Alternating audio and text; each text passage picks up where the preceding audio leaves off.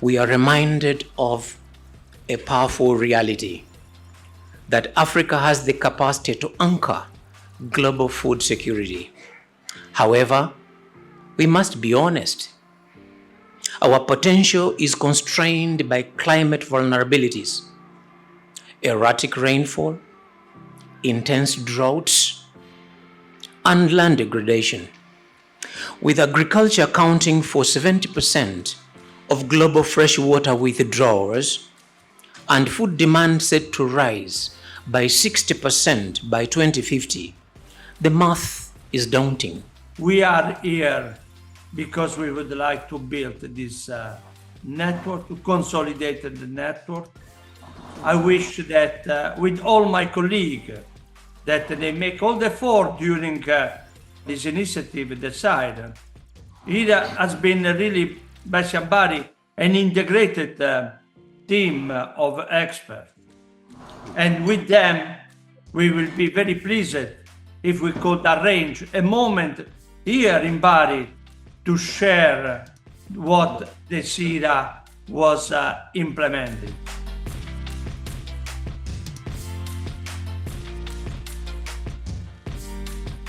The past 4 years have been really setting the scene, gaining access and understanding the context and identifying the needs of the beneficiaries.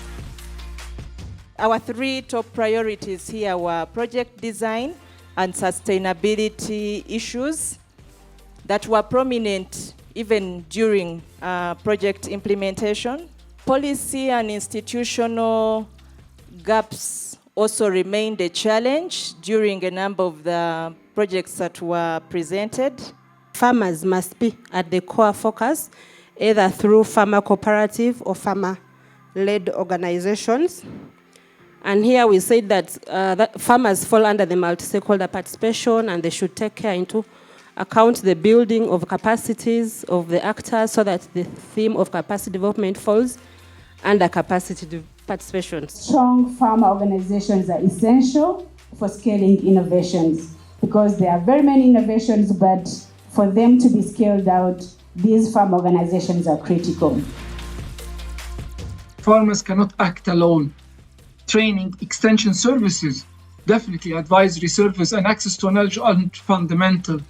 We heard an important reminder that the real last mile is often not the farmer, but the institutions and systems that connect innovation into real practice and investment in the ground. Strong partnerships with a number of European member states in terms of co-funding, in terms of mobilization of capacities from the research world, but also from the development cooperation actors. And of course, strong partnerships with partner regions from Latin America to Asia and Africa, with a strong emphasis on Africa, and strong partnerships with the African counterparts.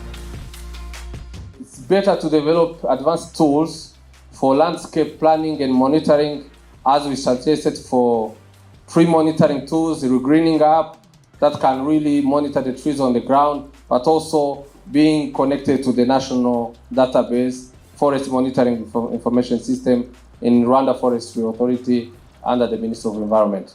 Activities that we did was to work closely with the counties to develop joint monitoring plans, M&E systems, and ensure that the 3 counties work together, but also connecting to the national platforms like CALRO and KEFIS for seed. What is interesting to see is that it seems that this project is not going to end when the funding ends. We have already scaled these farm-led innovations as part of another EU-funded program, Effort for Impact, which we are about to start in Africa, Asia Pacific, and Latin America. The project period is finished, but we have 6 months to complete the journey and be successful and make our donor, let's say, happy. And this can be important also in consideration of a second phase.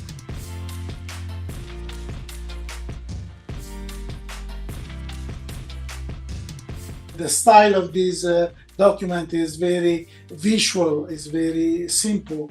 We use a graphic to explain also what the WATDEV project carry on. There is a list of our partners and description of the project target areas, summarizing the climatic and farming condition, the key challenges, and why is important to work in this area for the project. Was facilitated by a series of national inception stakeholder workshops, which brought together representatives from farmers groups, agro dealers, government representatives from across all of our 4 target countries. The scientists, we have a soil vision, but the farmers, they have what we can say is the land vision. And we can say all these different indicators in red that we would never, as scientists, consider to qualify a good soil, but they do. What is important from that is that the farmers are more likely to adopt and maintain sustainable and management practices when they perceive a plot as worth investing in. We also have very weak value addition, especially when you are talking about the green enterprises. So we've been trying to look at how can we develop these into viable value chains. In Uganda, if you're engaging a woman in the coffee business, she does the weeding, she does the harvesting, but when it comes to marketing, it is the man who does the marketing. And when the money comes, he pockets the money. So equity in this value chain is a good thing. How do you teach the pastoralists to be able to plan their grazing patterns? Because grazing patterns actually are the ones which drive degradation. So if you better plan the grazing patterns, then you reduce degradation. You reduce degradation, but then fall back to actually rehabilitating the degraded land.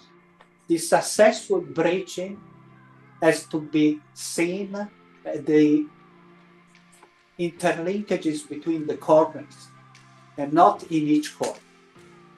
This is important, and this is what today we should try to look at, or to look after, and see if we are able to provide some few indicators in order to say, well, the corners, they've been linked successfully in a project. We needed to improve the communication and data collecting because despite we have a WhatsApp group with the rural extension service technicians involved in the project, they had some difficulty to communicate for the needs of project or some problem that happened during the project.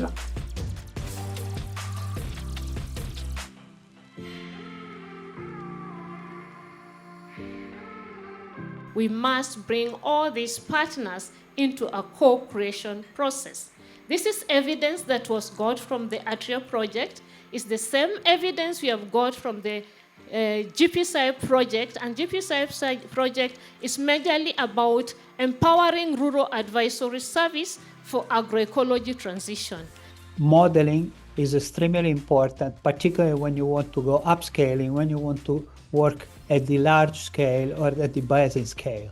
If you don't have a model, it is very difficult to really understand what is the impact, what are the possible scenarios when you want to upscale any practice. And when you have practices, they have an influence, they have an impact on water, on soil, on climate, on socioeconomics. So taking into account of all this.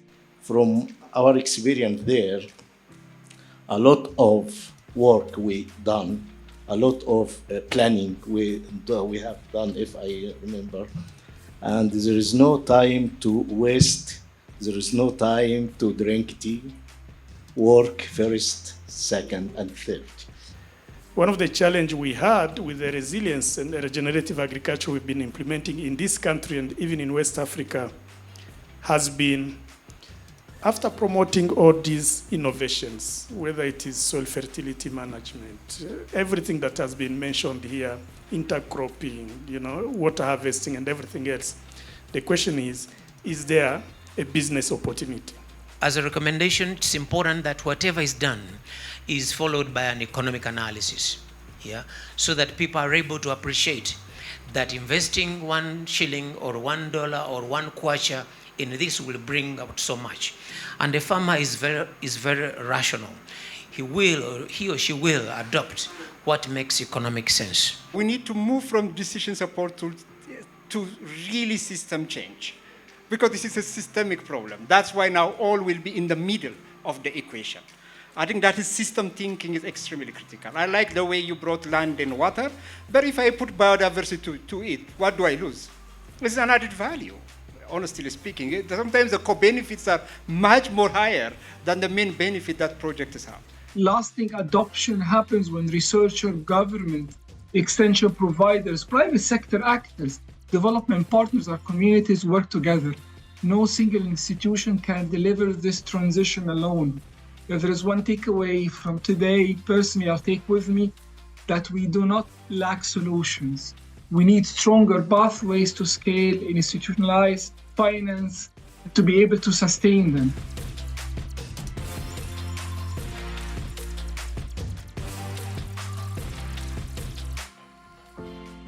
Out of the 4 countries in Africa, I want to give the example of Kenya.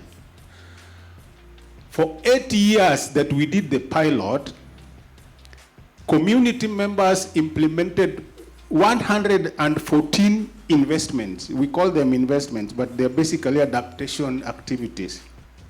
Out of those 114 adaptation activities, 95 of them were on water. Water. Governments and policymakers have tried tenure security, land tenure security, and land tenure security has been tried for a very long time. Seemingly it is not working because it was top down. When you give farmers an opportunity, can you manage your land? They manage the land through water management. That is what we have seen. The government has scaled that pilot to the whole country, and we are still seeing 60% of the choices are coming from water side. Farmers, from their contribution here, is becoming very clear that if we are going to adopt this, your SLM, we understand it's great for us, but someone must pay the bills. Because farmers wanted to say that, no, I'm just managing to survive. The profit is not as great, okay? And so I truly don't have the profit margin to put there. Can you come up from your policy to structure the marketing of my commodity so that I earn livelihood compliant income? Who benefits from ecosystem services? Is it the farmers only? All of us. All of us, right? And why is it, why is it then when it comes to, because with land management, with all these ecosystem services that with productivity on one end, ecosystem services that benefit everybody. But then the problem is when it comes to accessing funds, then farmers treated like any other person, like in the cities and so on. There is no special, facility.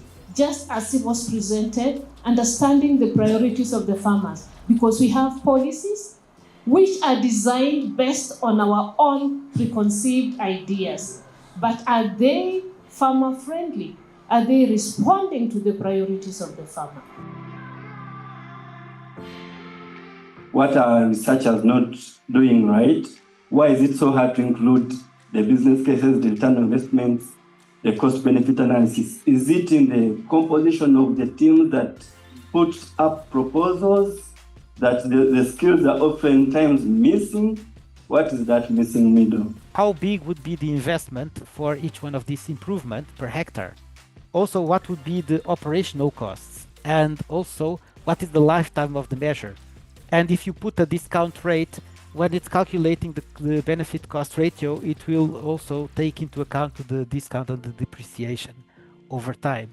Do we have mechanism to attract or incentive mechanism to attract the researchers or all those people who have data to submit voluntarily? We have to make a bridge between the wisdom of the farmers and practical experience from dealing with the land for many years and the scientific tools of research. For example, in Ethiopia, multi-actor agricultural extension system proclamation or policy already approved for this year. Therefore, which type of agricultural extension system or model is based in Africa? I think there's a lot of evidence that has been put forward that shows that land tenure actually supports the adoption of soil, land, and water management practices. From the conception, the most important issue should be to acknowledge the role of each player, because there are roles that farmers will do that some regional bodies cannot do. So if the role of each stakeholder is put into place, supported by data, I think this friction can be minimized as much as possible. This is the way to get the farmers enabled enough so they can overcome such hazards or challenges. There must be a mechanism where the specific governments or the international community will invest on the long-term outcome of such kind of intervention. There are many ways to increase water availability in agriculture. Water harvesting it is a very good, let's say, way. So we need very new infrastructure, but there are also cheapest way to increase water supply. For instance, recycling urban civil wastewater for use in irrigation. So I wonder, can you comment on this necessity to meet in space and in time water for agriculture by increasing with very, let's say, cheap technologies water availability in agriculture?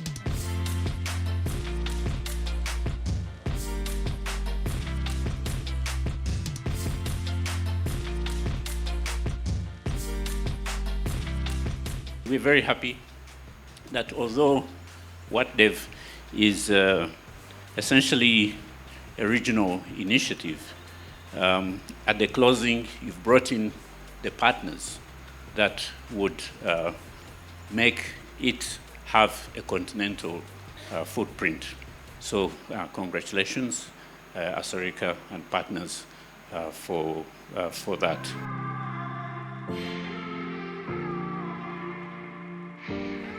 CADESA wish to express a plea to Asarika donors, particularly the EU, to consider funding phase 2 of this project. Why? Because the past 4 years have been really setting the scene, gaining access and understanding the context and identifying the needs of the beneficiaries. The really implementation of this important project and scaling up will show off if we go on to the phase 2 of this project. Let us build the Africa we dream of, growing, prosperous, stable.